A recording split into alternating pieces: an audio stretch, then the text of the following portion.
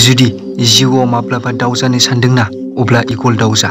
मानोना आं दिनै नोंथांमोननो मोनबा ओरैबायदि पइन्ट्स खिन्थानो नागिरदों जायखौ साफ्रोम मानसियानो इगल दाउनिफ्राय सोलोंनांगौ दं आरो लाइफनि गोबां गिदिर लार्निं बे मोनबा पइन्ट्सआ। First, eagle always fly alone. Eagle दाउआ जेब्लायबो हारसिं बिरो आरो गुबुन दाउफोरनि रुजुनायाव बयनिख्रुइ गोजौसिन बिरनो हायो।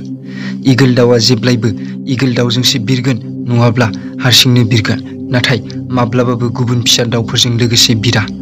बेनिफ्राय जों बेखौनो सोलोंनो मोनोदि फिसा साननाय गोनां मानसिफोरनिफ्राय जेब्लायबो गोजानाव था आरो हारसिंनो नाजा आरो थांना था, मानोना बेनो बै समा जेराव नों गावखौनो मिथिनायनि सुबिदा मोनो।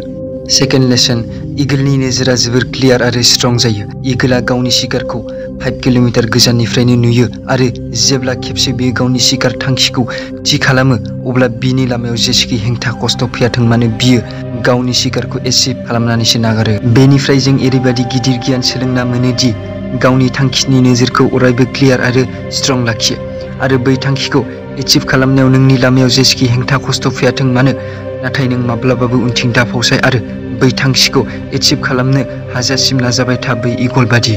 Third lesson, eagle never eat dead things.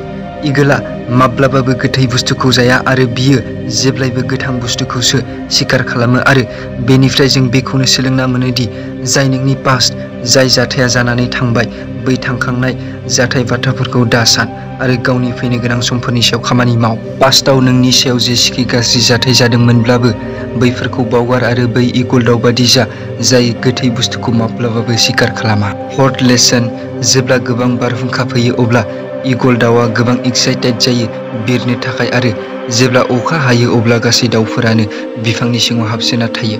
नाथाय इगल दाउआ गोबां इन्टारेस्ट मोनो बैबादि सिचुएशनाव बिरनो थाखाय आरो बियो बिरै बिरै ओरैबादि गोजौसिम सहैयो जायनि रुजुनायाव गुबुन दाउफोरा माब्लाबाबो बिरनो हाया बै गोजौसिम।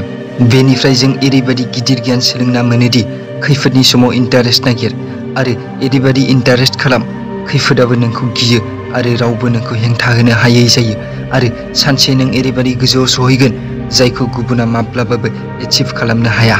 नेप'लियन हिलआ बुंदोंमोन the every problem comes with an equal or greater opportunity. माने गासैबो खैफोदानो गावजों लोगोसे मोनफा मोनफा अपरचुनिटि लानानै फैयो आरो बै इगल बायदि नोंबो खैफोदनि समाव गावनि अपरचुनिटिखौ नागिर। फिफ्थ लेसन, इगल दाउआ माब्लाबाबो गावनि फिसाखौ मोजां आराम कम्फर्टेबल जायगा एबा बासायाव दोना। मानोना जुदि फिसाया बासायाव आराम कम्फर्टेबल थानो मोनगोन अब्ला बियो बेयावनो थानो मोजां मोनगोन, नाथाय इगल दाउआ माब्लाबाबो बिब्दि जानो होआ।